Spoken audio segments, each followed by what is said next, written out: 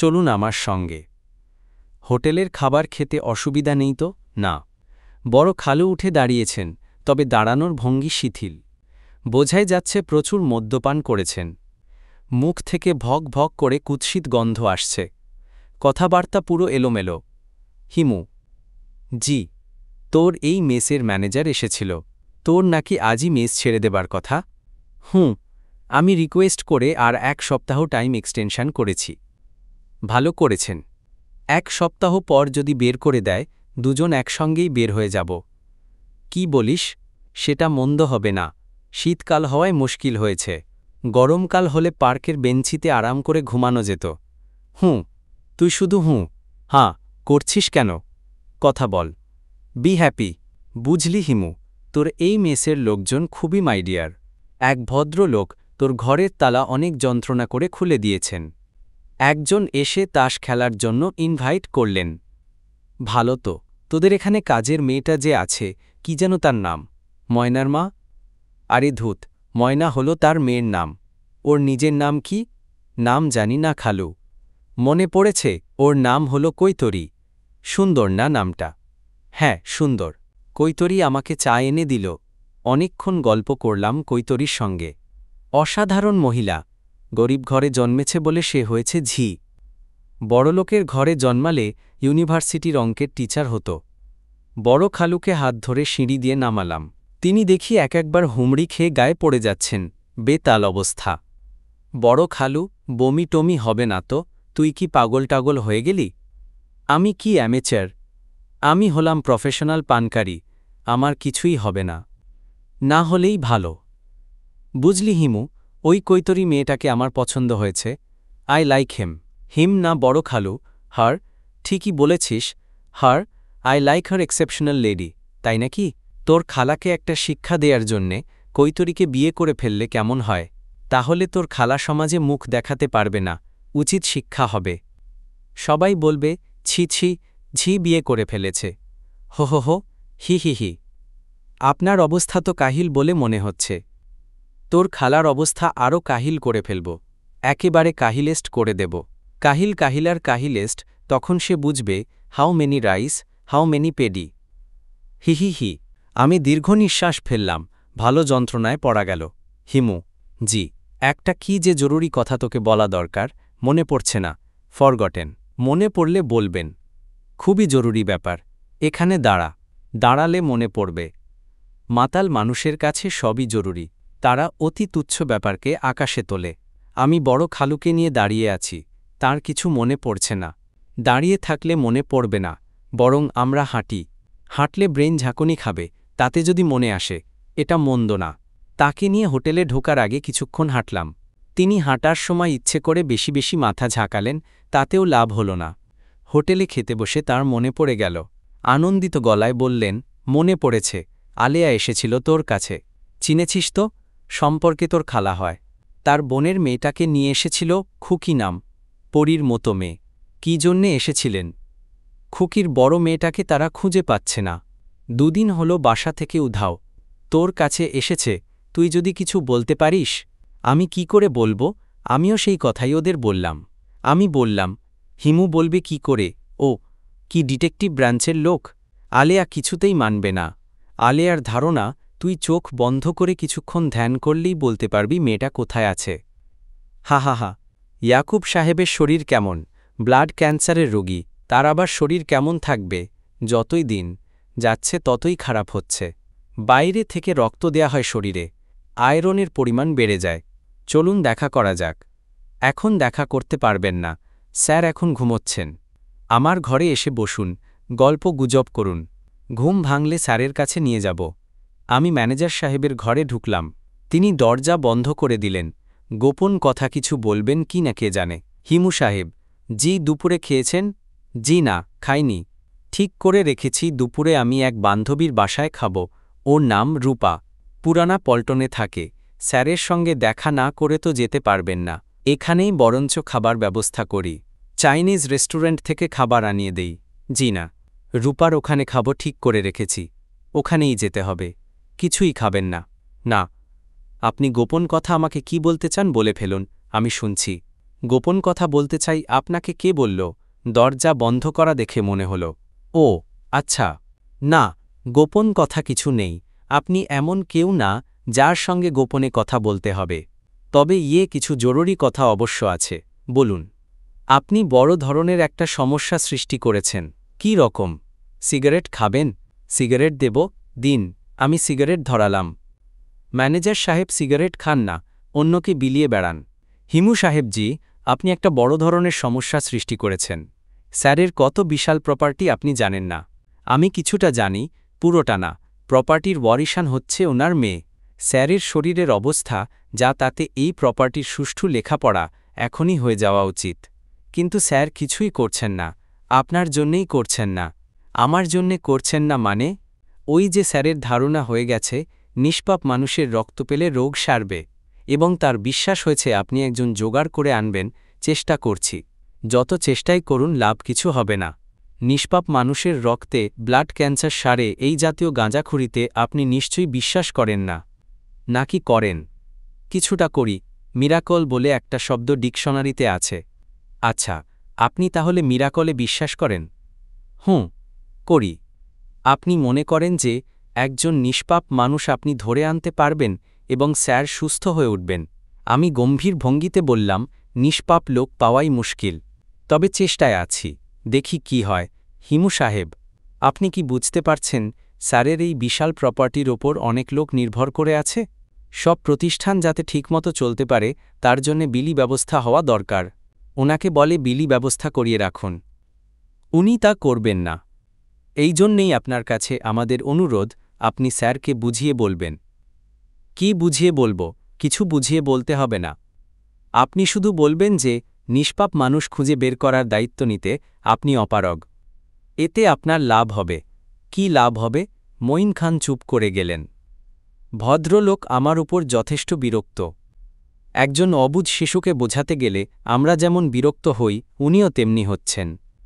আমি গলার স্বর নামিয়ে বললাম, কি লাভ হবে বলুন? টাকা পয়সা পাব। যদি চান পাবেন। কত টাকা দেবেন? ম্যানেজার সাহেব হতাশ ভঙ্গি করে চুপ করলেন। মনে হচ্ছে তিনি হাল ছেড়ে দিয়েছেন। আমি আবারও বললাম, কত টাকা দেবেন তা তো বললেন না। কত টাকা চান আপনি? আপনারা কত টাকা দিতে পারেন সেটা জানা থাকলে বা সেটা সম্পর্কে আমার একটা ধারণা থাকলে চাইতে সুবিধা হতো। ধরুন, আপনারা মনে মনে ঠিক করে রেখেছেন আমাকে 1 কোটি টাকা দেবেন।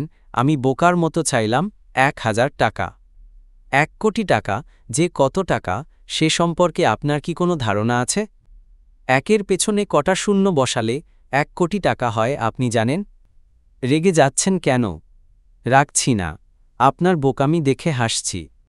একজন অসুস্থ মানুষ মরতে বসেছে, আপনি তার অ্যাডভান্টেজ নিচ্ছেন। আপনার লজ্জা হওয়া উচিত। আমি কি কোনো অ্যাডভান্টেজ নিচ্ছি? অবশ্যই। এখনও নেননি, কিন্তু নেবেন। এক বেকুবকে ধরে নিয়ে এসে বলবেন, এই নিন আপনার পুণ্যবান মানুষ। তার শরীর থেকে 2-3 ব্যাগ রক্ত নেওয়া হবে এবং সেই রক্ত আপনি নিশ্চয় বিনামূল্যে দেবেন না। নিশ্চয় দাম নেবেন। নেবেন না? হ্যাঁ, নেব। কত নেবেন? পবিত্র রক্তের অনেক দাম মঈন সাহেব। কত সেই দাম সেটাও শুনে রাখি। আর একটা সিগারেট দিন। চা খাওয়ান, তারপর বলবো। আর শুনুন ভাই, আপনি এত রাগ করছেন কেন? সম্পত্তি ভাগাভাগি হোক বা না হোক আপনার তো কিছু যায় আসে না। আপনি যেই ম্যানেজার আছেন সেই ম্যানেজারই থাকবেন। এমন তো না যে আপনি ইয়াকুব আলী সাহেবের মেয়েকে বিয়ে করছেন। সম্পত্তি ভাগাভাগি করলে আপনার লাভ আছে। চুপ করুন। আচ্ছা, চুপ করলাম। মঈন খান গম্ভীর মুখে বের হয়ে গেলেন। আমার জন্যে চা আনতে গেলেন এরকম মনে হল না। আমি চেয়ারে পা তুলে আরাম করে বসলাম। মনে হচ্ছে অনেকক্ষণ একা একা বসে থাকতে হবে। ম্যানেজার সাহেব এখন আর আমাকে সঙ্গ দেবেন না। আশ্চর্য, ম্যানেজার সাহেব নিজেই ট্রে হাতে ঢুকলেন। নিন হিমু সাহেব, আপনার চা।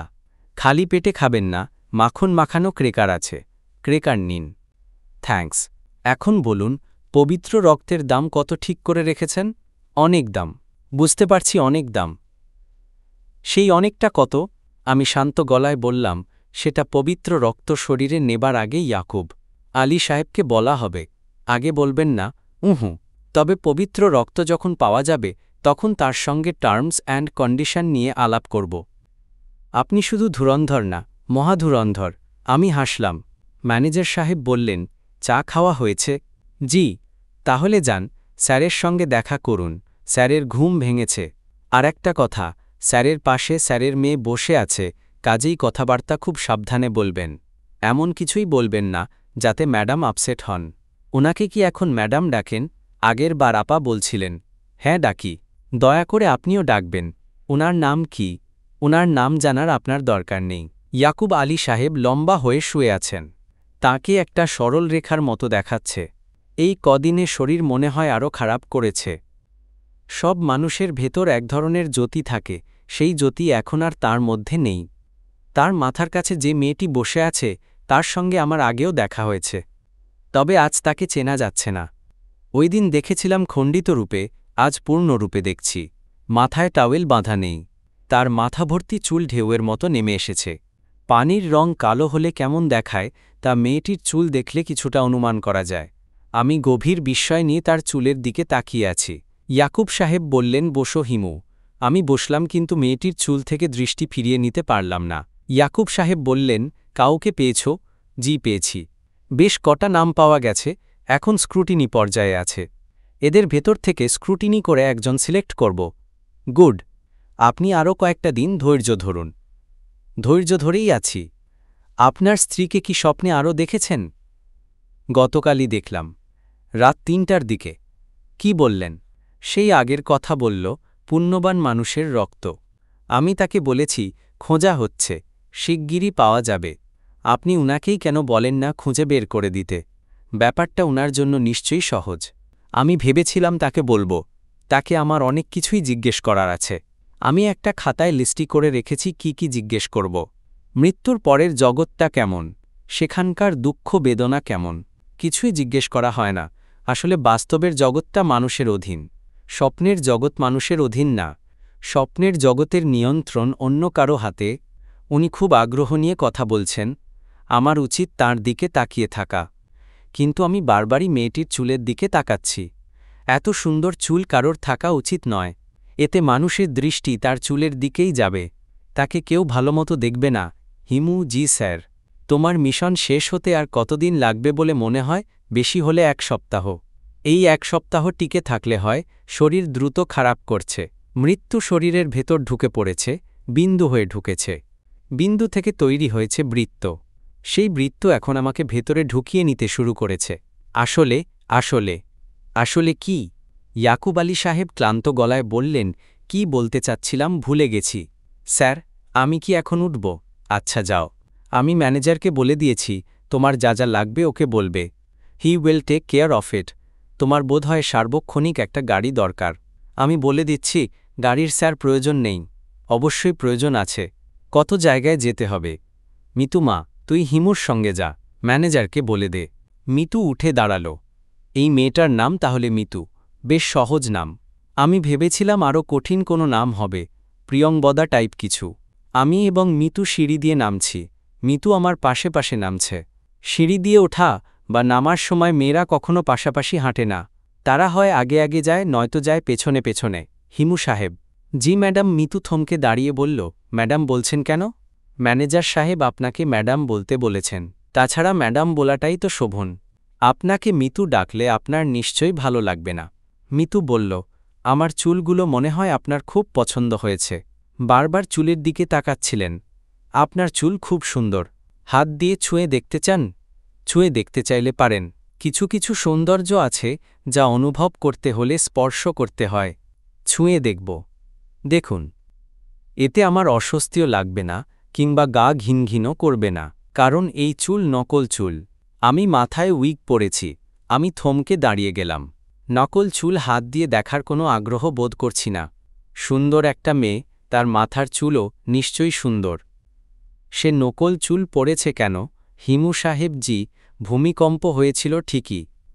আগে আগে কিভাবে বললেন? আপনার টেকনিকটা কি? কোনো টেকনিক নেই। কিছু টেকনিক নিশ্চয়ই আছে।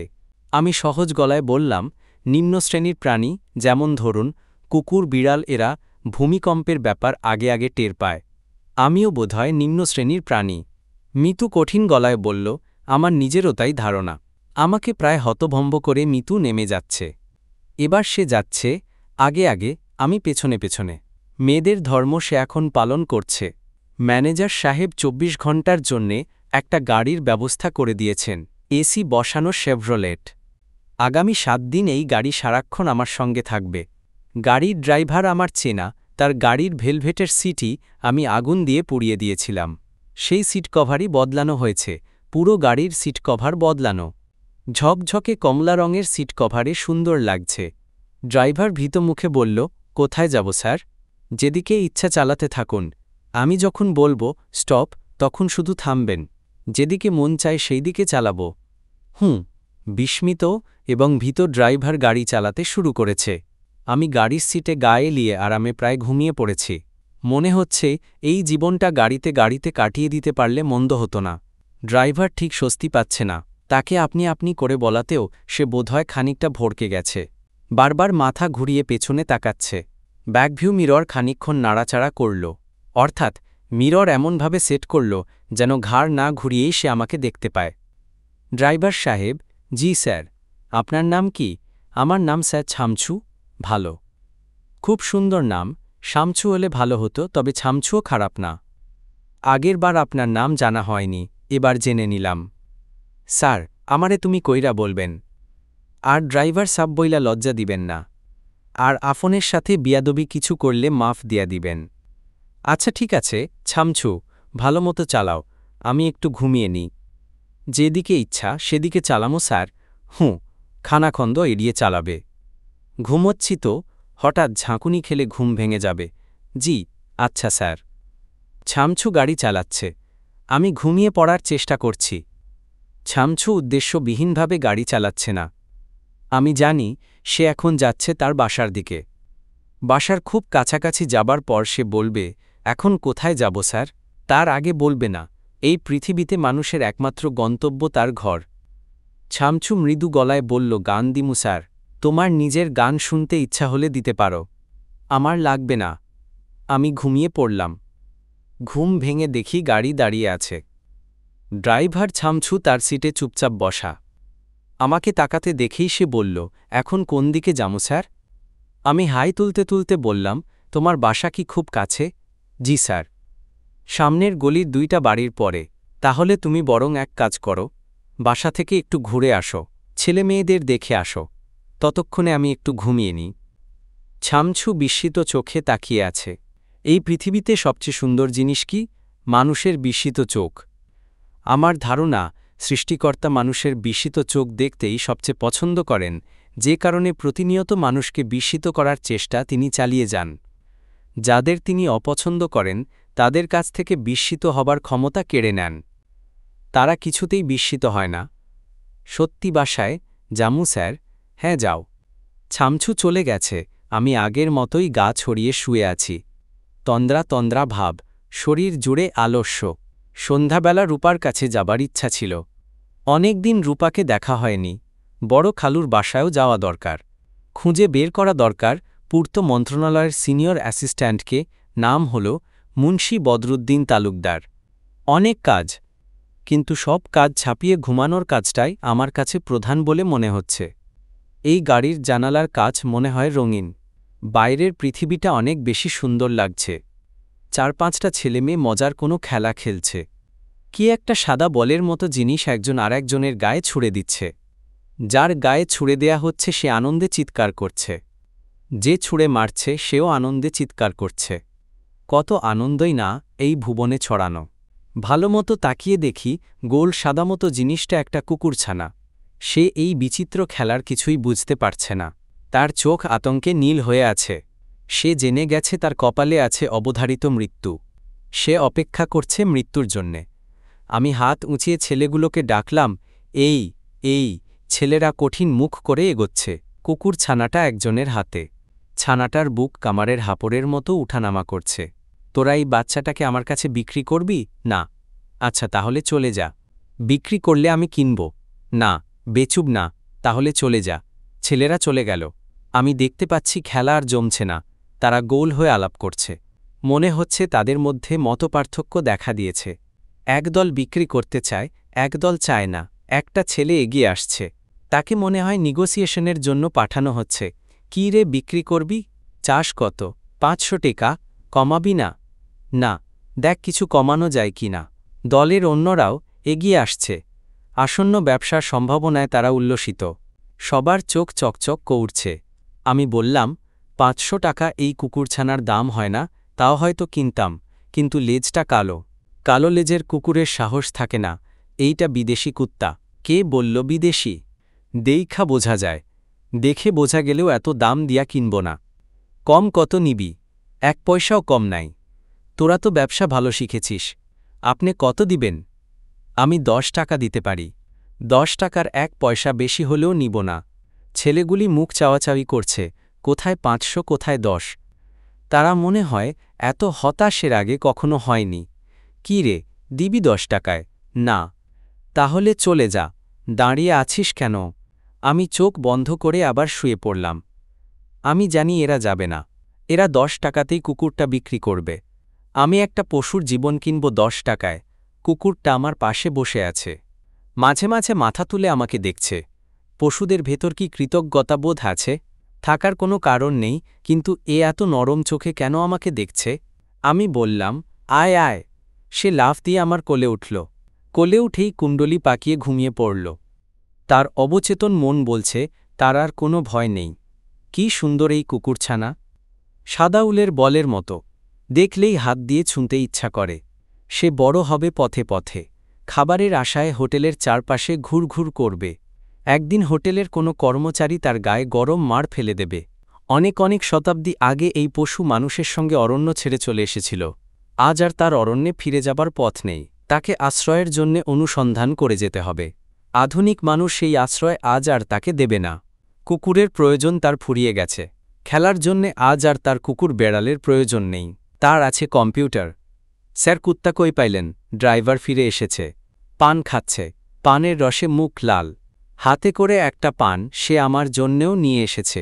কুত্তা কই পাইলেন স্যার? কিনলাম। নেড়ি কুত্তা পয়সা দিয়া কিন্নের জিনিস না। দেখতে সুন্দর। দেখতে সুন্দর জিনিসের কোনো উপকার নাই। উচ্চশ্রেণীর ফিলোসফি করে ড্রাইভার গাড়ি স্টার্ট দিল।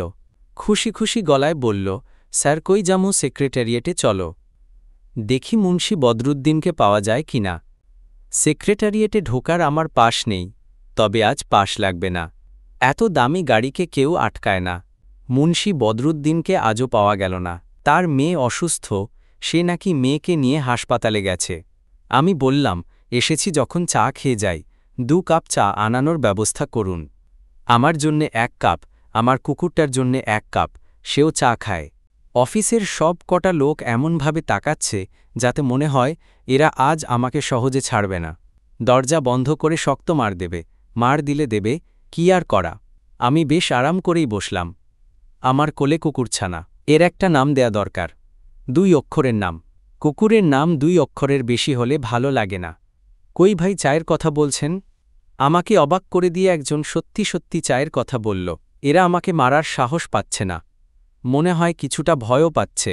অসৎ মানুষ ভীরু প্রকৃতির হয়। চা এসেছে, শুধু চা না, চায়ের সঙ্গে বিস্কিট। একজন একটা সিগারেটও বাড়িয়ে দিল। চা খেতে খেতে আজকের প্রোগ্রাম ঠিক করে নিলাম। লালবাগ থানায় যাব। সেকেন্ড অফিসারকে পাওয়া যায় কি না দেখব। ফার্ম গেটে একলেমুর মিয়াকে খুঁজে বের করব।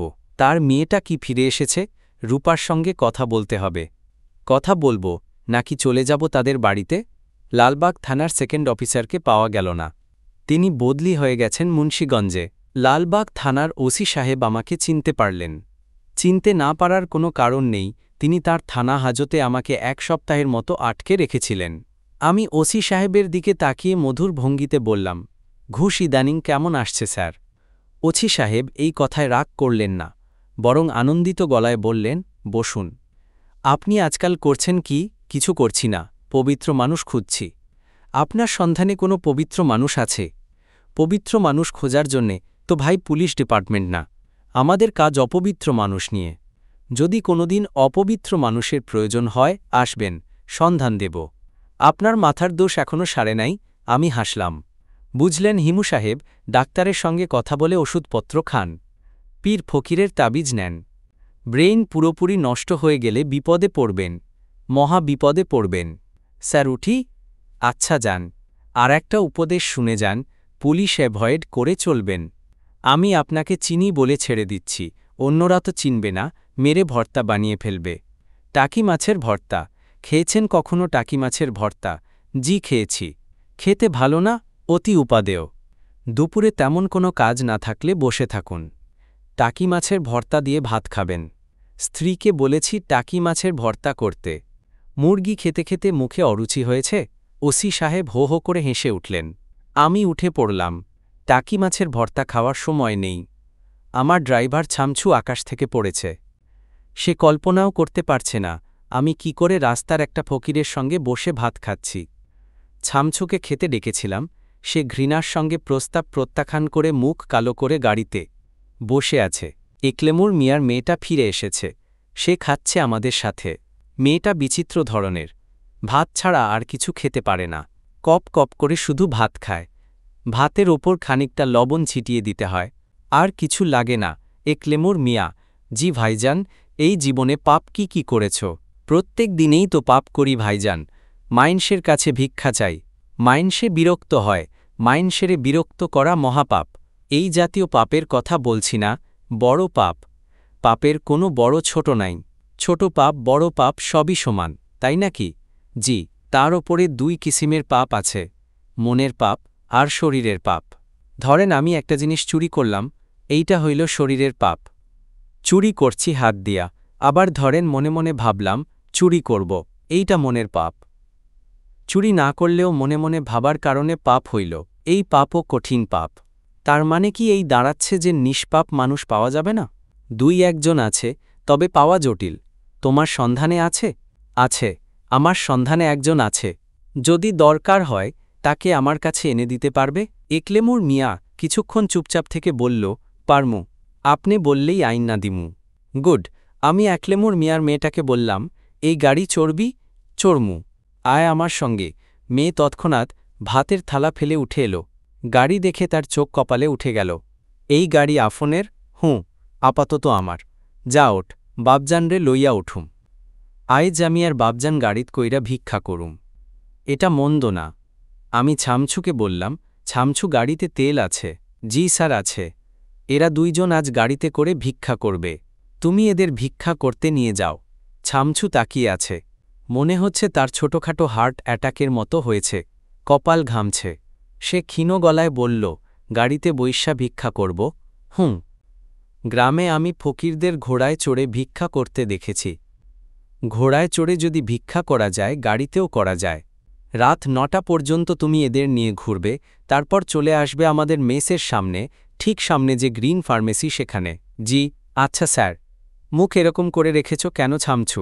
আমার গাড়িতে বৈশ্যা ভিক্ষা করব, লোকে আমারে ধৈরা মাইর দেয় কি না, এইটা নিয়ে চিন্তিত, আর কিছু না। চিন্তা করবে না, মনে সাহস রাখো ছামছু।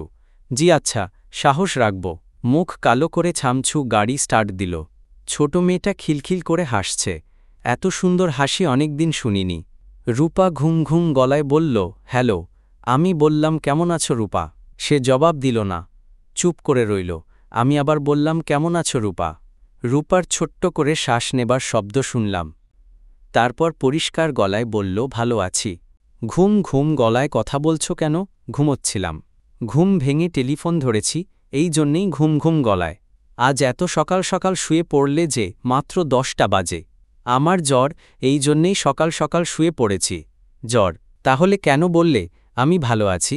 ভুল হয়েছে, ক্ষমা করে দাও। আমি হেসে ফেললাম। রূপা হাসছে না। এমনিতে সে খুব হাসে, কিন্তু টেলিফোনে আমি তাকে কখনো হাসতে শুনিনি। রূপা, শুনছি, তোমার জন্যে একটা উপহার পাঠিয়েছি। কিছুক্ষণের মধ্যে আমার ড্রাইভার উপস্থিত হবে। তোমার ড্রাইভার মানে? কিছুদিনের জন্যে একটা গাড়ি এবং ড্রাইভার পেয়েছি, শুনে সুখী হলাম। উপহার পেয়ে আরও সুখী হবে। উপহারটা হলো একটা কুকুরছানা। তোমার কাছে আমি কি কুকুরছানা কোনোদিন চেয়েছি? না। তাহলে এই রাত দুপুরে কুকুরছানা পাঠাবার অর্থ কি? রূপা, তুমি কি রাগ করলে? না, রাগ করিনি। তার সঙ্গেই রাগ করা চলে যে রাগের অর্থ বোঝে। রাগ, অভিমান, ঘৃণা, ভালোবাসা এর কোনো মূল্য তোমার কাছে নেই। কাজেই আমি তোমার ওপর রাগ করা ছেড়েছি। শুধু রাগ না, অভিমান, ঘৃণা, ভালোবাসা কোনো কিছুই আর তোমার জন্যে নেই। তোমার জ্বর কি খুব বেশি? কেন, আমার কথাগুলো কি প্রলাপের মতো লাগছে? না, খুব স্বাভাবিক লাগছে, এই জন্যেই জিজ্ঞেস করছি। তোমার জ্বর কত? 102.5। অনেক জ্বর, যাও শুয়ে থাকো। আমি শুয়েই আছি, কথা বলছি শুয়ে শুয়ে। আর কথা বলতে হবে না, বিশ্রাম করো। রূপা তীক্ষ্ণ গলায় বলল, আমার বিশ্রাম নিয়ে তোমাকে ভাবতে হবে না। তুমি তোমার নিজের বিশ্রাম নিয়ে ভাবো। আজকাল কি করছো জানতে পারি? কিছুই করছি না, ঘুরে বেড়াচ্ছি বলতে পারো। মিথ্যা কথা বলছো কেন? আমি তো যতদূর জানি তুমি পবিত্র রক্ত খুঁজে বেড়াচ্ছ। ও আচ্ছা, হ্যাঁ ঠিকই বলেছ। পেয়েছ? উহুঁ, তবে পেয়ে যাব। তোমাকে একটা কথা বলি, খুব মন দিয়ে শোনো। তুমি কোনো একজন ভালো সাইকিয়াট্রিস্টকে তোমার বিখ্যাত মাথাটা দেখাও। প্রয়োজন হলে শক ট্রিটমেন্ট করাও, নয়তো কিছুদিনের মধ্যেই দেখা যাবে পুরোপুরি দিগম্বর হয়ে রাস্তায় রাস্তায় ঘুরছ এবং ট্রাফিক কন্ট্রোলের চেষ্টা করছ। তোমার জ্বর কদিন ধরে? এই তথ্য জানার তোমার কি কোনো প্রয়োজন আছে? না। তাহলে কেন জিজ্ঞেস করলে? কথার পিঠে কথা বলার জন্য। কথার পিঠে কথা বলার জন্য আর ব্যস্ত হতে হবে না। আমি টেলিফোন নামিয়ে রাখছি। 1 সেকেন্ড। একটা জরুরি কথা তোমাকে বলা হয়নি। কথাটা হচ্ছে কুকুর ছানাটার একটা নাম আছে, আমিই নামটা দিয়েছি। তুমি যদি নতুন নাম দিতে চাও, দেবে। আর নতুন নাম খুঁজে না পেলে আমারটা রেখে দিতে পারো। বলবো নামটা? বলো। মেয়ে কুকুর তো, কাজেই আমি নাম রেখেছি কঙ্কাবতী। আদর করে তুমি ওকে কঙ্কাও ডাকতে পার। কঙ্কা ডাকলেই সে কান খাড়া করে। রূপা খট করে টেলিফোন নামিয়ে রাখল। গ্রিন ফার্মেসির ছেলেটা বিরক্ত মুখে বলল, কথা শেষ হয়েছে। এতক্ষণ কেউ টেলিফোনে কথা বলে, কত জরুরি কল আসতে পারে। আমি হাসলাম। ছেলেটি আরও বিরক্ত হল। আমি বললাম, ভাই আরেকটা কল করতে হবে। ভয়ানক জরুরি, না করলেই নয়। 20 মিনিটের বেশি 1 সেকেন্ডও কথা বলবো না। আপনি কি ঠাট্টা করছেন? না, ঠাট্টা করছি না। আমি এখন দোকান বন্ধ করে বাসায় যাব। যাত্রাবাড়িতে থাকি, আর দেরি করলে বাস পাব না। বাসের জন্যে চিন্তা করতে হবে না, আমার গাড়ি আছে। গাড়ি পৌঁছে দেবে। গাড়ি আছে? অবশ্যই গাড়ি আছে, এসি বসানো গাড়ি। কেন এসব চাল মারেন? তার কথার জবাব দেওয়ার আগেই আমার গাড়ি এসে উপস্থিত হল। গ্রিন ফার্মেসির ছেলে চোখ বড় বড় করে তাকাচ্ছে। আমি বললাম, ভাই, করব একটা টেলিফোন? করুন। আর একটা কথা বলে রাখি, এর মধ্যে যদি আপনার গাড়ির কখনো দরকার হয়, ছেলেমেয়ে নিয়ে চিড়িয়াখানায় যাবেন বা এই জাতীয় কিছু, তাহলে আমাকে বলবেন। গাড়ি এখন আর কোনো সমস্যা না। টেলিফোন করলাম বড় খালার বাসায়। বড় খালা টেলিফোন ধরলেন। বড় খালা, সালাম আলাইকুম। কে? হিমু। জি। হারামজাদা, জুতি আমি তোর 20 দাঁত ভাঙব। কি হয়েছে খালা? তোর এত বড় সাহস, ফিজকেল কোথাকার। খালা, আমি কিছুই বুঝতে পারছি না বলে অস্বস্তি বোধ করছি। ব্যাপারটা গালাগালি করার আগে ব্যাখ্যা করো, কেন গালাগালি করছ? তুই কি এর মধ্যে তোর খালুর অফিসে গিয়েছিলি? অফিসে গিয়ে তাকে বলেছিস যে সে পুণ্যবান লোক? জি খালা। আমি একটা লিস্ট করেছি, লিস্টে তার নাম আছে। তোর কথা শুনে ওই গাধা পুণ্যবান সাজার চেষ্টা করছে। আমাদের এই বাড়ি সে এতিমখানা বানানোর জন্যে দিয়ে দিতে চায়। বলো কি? এত কষ্টের পয়সার বাড়ি, এটা নাকি হবে এতিমখানা? এতিমখানা আমি তার পাছা দিয়ে ঢুকায় দেব। খালা, প্লিজ আরেকটু ভদ্র ভাষা ব্যবহার করো। হারামজাদা, ভদ্র ভাষা আবার কী রে? গাধা পুণ্যবান সাজে। উকিল মোক্তার নিয়ে বাসায় উপস্থিত। আমি ভাবলাম কি না কি, পরে শুনি এই ব্যাপার। আমাকে ডেকে বলে, সুরমা, তুমি কিন্তু সাক্ষী। সাক্ষী আমি বুঝাই দিয়েছি। মারধর করেছ, ইয়ার্কি করিস না হিমু। ইয়ার্কি ভালো লাগছে না। খালুজানকে দাও, কথা বলি। ওকে দেব কোত্থেকে? ও কি বাসায় আছে? জুতিয়ে বের করে দিয়েছি না, স্যান্ডেল পেটা করেছি। স্পঞ্জ স্যান্ডেল না চামড়া। হারামজাদা, রসিকতা করিস না, তোকেও জুতা পেটা করব। খালুজানকে কখন বাড়ি থেকে বের করলে? আজ? হ্যাঁ, সন্ধেবেলা। উকিল মোক্তার সব নিয়ে দৌড়াতে দৌড়াতে ঘর থেকে বের হয়েছে। মোক্তার ব্যাটা ফাইল নিয়ে হুড়মুড় করে রাস্তায় গড়িয়ে পড়েছে। তুমি কি সত্যি সত্যি স্যান্ডেল পেটা করেছ? অবশ্যই। রাখি খালা। শোন হিমু, গাধাটার সঙ্গে তোর যদি দেখা হয়, তাহলে গাধাকে বলবি সে যেন আর ত্রিসীমানায় না আসে। জি আচ্ছা, আমি বলবো, তবে বলার দরকার হবে বলে মনে হয় না। কত বড় সাহস! আমার জমি, আমার বাড়ি সে দান করে দিচ্ছে, আর আমাকে বলছে সাক্ষী হতে। মদ খেয়ে খেয়ে মাথার 12টা বেজে গেছে, সেই খেয়াল নেই। খুব খাচ্ছেন বুঝি? অফিসে গিয়েছিলি, কিছু টের পাসনি? রাত দিন তো ওরও পড়ি আছে, গাধার চাকরিও চলে গেছে। বলো কি? অনেক আগেই যাওয়া উচিত ছিল, আমাকে টেলিফোন ছাড়তে হলো না। আপনি লাইন কেটে গেল, আমি ফ্যাকাশে ভঙ্গিতে হাসার চেষ্টা করলাম। ভালো যন্ত্রণায় পড়া গেছে। আমার ধারণা, মেসে ফিরে দেখব বড় খালু বসে আছেন। আমার ইনটিউশন তাই বলছে। কিছুদিন পালিয়ে থাকার জন্যে আমার আস্তানা সর্বোত্তম। গ্রিন ফার্মেসির ছেলেটাকে গাড়িতে তুলে দিয়ে 2 প্যাকেট ডানহিল সিগারেট কিনলাম। বড় খালুর এই হচ্ছে ব্র্যান্ড। আমার ধারণা, মেসে পা দেয়া মাত্র বড় খালু বলবেন, হিমু, সিগারেট এনে দে। মেসে ফিরলাম। আমার ঘরের দরজা খোলা, ঘর অন্ধকার। খাটের ওপর কেউ একজন শুয়ে আছে। আমি ঘরে ঢুকলাম। পাঞ্জাবির পকেট থেকে সিগারেটের প্যাকেট বের করতে করতে বললাম, বড় খালু, আপনার সিগারেট। ডানহিল। বড় খালু জড়ানো গলায় বললেন, থ্যাঙ্কস। তোর এখানে 2-1 দিন থাকব। অসুবিধা আছে? আমার কোনো অসুবিধা নেই। আপনি থাকতে পারবেন কিনা কে জানে। নিজের বাড়ি ছাড়া অন্য যে কোনো জায়গায় আমি থাকতে পারি। নিজের বাড়ি ছাড়া অন্য যে কোনো জায়গায় আমার জন্যে স্বর্গ, দি হ্যাভেন। কিছু খেয়েছেন? না।